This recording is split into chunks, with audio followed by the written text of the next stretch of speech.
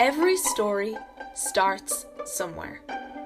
In this podcast, we'll take you to the four corners of Ireland, from craggy cliffs and bare-topped hills to bog-drowned fields and sacred wells. Who knows where we'll end up? In the 1930s, the National Folklore Commission asked school children all over the country to collect stories and folklore in their local area. Thousands of children went home to their parents, grandparents, and neighbours and gathered tales of the past from their elders.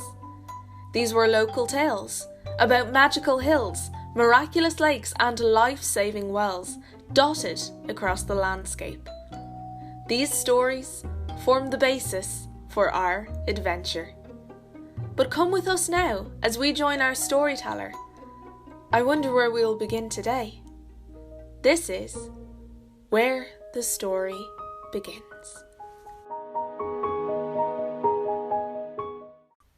Hello, my name is Paudie, and the place we are exploring today is Tara. So we here at the National Leprechaun Museum go on many field trips out into the countryside, investigating sites of historical and mythical significance. A personal favourite trip of mine involved going to Tara, the ruling seat of our ancient high kings. Meath, the county in which Tara is, was once the province itself. It was such a powerful region that it was the natural home for any high king, be they god, fairy or human. From here Ireland's greatest king, a real historical figure, Cumhaill Mac Art, once ruled. From a distance, the hill of Tara, as it's known, looks just like any of the other luscious green hills in that area of Meath known as Skirn. When you get closer, you notice that a visitor centre stands proudly at the foot of the hill. It sells various Celtic knickknacks, and from your approach there is also a little church, which may or may not hold a shield and a gig. After a short walk, you'll begin to realise that the hill you are climbing is not a true hill at all, but a vast earthenwork. It's the ingenious labour of many hundreds of workers who strove to do well for their king and their gods. You'll spy a burial mound too, known as the Mound of Hostages, but your attention will inevitably be consumed by the Stone of Destiny, the Lia Fáil. The Lia Fáil, a standing stone, is said to cry out when the true King of Ireland places his hand upon it. The day we went was very wet and windy, as so many of our days are, and so the cry when I touched it must have been carried away. But my colleagues and I tried to give it a kick-start by screaming together at it. I'm told screaming is good therapy, but I was surprised as all hell when a complete stranger joined us and started screaming too. My story features ancient Tara, which the huge earthenworks remind me of, where stood the walls of the king's great fort and the halls of his huge dune or castle. It also features, of course, the great warrior Fionn Mac Cumhail, for it is the story of how Fionn became leader of na Fianna. After his studies and his adventure with the salmon of knowledge, an adventure in which he had gained all the wisdom in the world in his thumb, Fionn went in search of his uncle, his father's brother. By sucking his magic thumb, Fionn knew that his uncle lived with the rest of Clan Bashkna in the deepest part of the forest. The forests of ancient Ireland were huge and dark and mysterious places, but Fionn found his uncle soon enough by just holding his thumb in his mouth for a little bit longer than usual. Once Fionn introduced himself as Cumhall's son, he was welcomed warmly. His uncle gave him his father's magic oxter bag.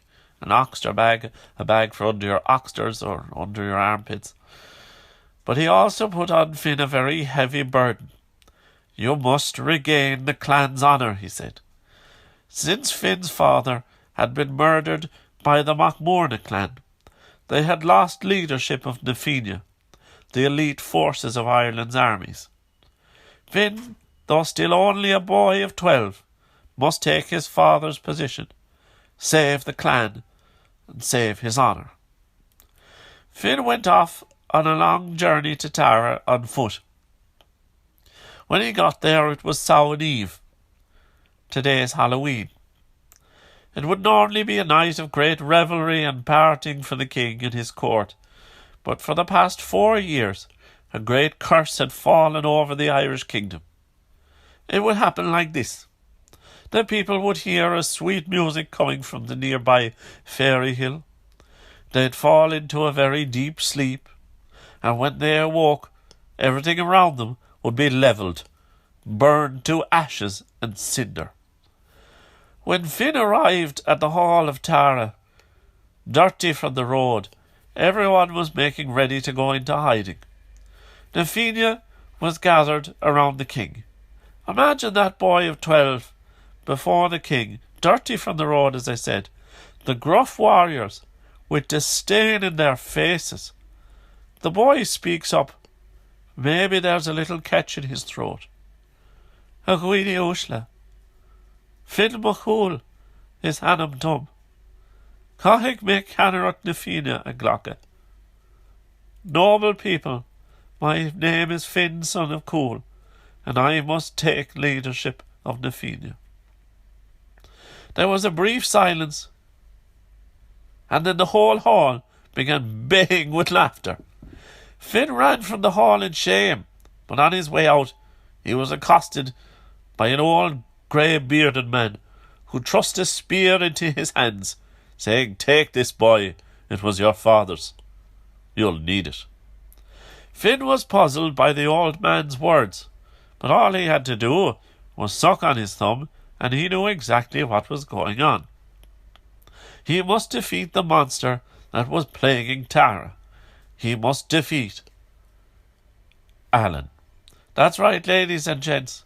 The monster's name was Alan. Moving swiftly on. That night, Finn first heard the music, but he also noticed the blade of his father's spear became supernaturally very cold. So each time he began to nod off, he could place the blade of the spear against his forehead, keeping him awake. Then, sure enough, the hideous creature emerged from the hillside. By the way, I like to imagine, when sometimes children, after frost, lick the lamppost. Don't lick the lamppost if there's frost, kids. But I do imagine the 12-year-old Finn licking the spear and getting stuck to it for a few moments. When the hideous creature emerged from the hillside, it was well over 10 feet tall. It had dirty, twisted fangs, dirty, twisted hair, and dirty, twisted claws. Not to mention that it breathed fire. Finn quickly doused the flames with a cloak wet from standing in the rain. The monster thought to run back into the hill, but had not the time, nor the cop on, or the composure to open the fairy door. Their fight was epic, lasting many hours, but in the end the agile, swift Finn took the head from the lumbering beast. When the people of Tara awoke, they found their home still intact, and wondered at the sight of a boy of 12, asleep outside the king's door, with a monster's head clutched in his arms. When Finn awoke, he became the youngest man to ever lead Na Fianna. Clan Bashna once again took pride of place at the king's side, and Ireland knew peace for many years. Now, that's the end of my story, and I thank you all very much for listening to it. I like this story for many reasons, But my chief one is simply, well, in my telling of it, you'll notice I place great emphasis on the fact that nobody believed at first he could do it. They laughed in his face. Remember to never judge a book by its cover. But also, if the world puts you down, clap back at it. Defeat the monster that everyone assumes is unkillable.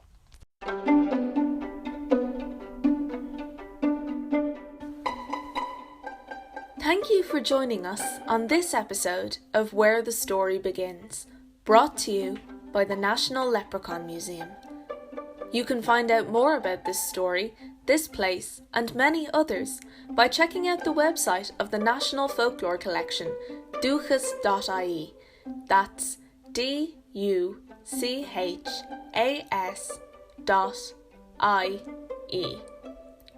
You can also find out more about this place on Logainm.ie, the place names database of Ireland. That's LOGAINM.ie.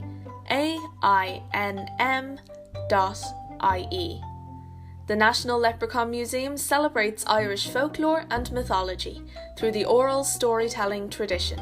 You can find us on Jervis Street in Dublin, Ireland, and on leprechaunmuseum.ie.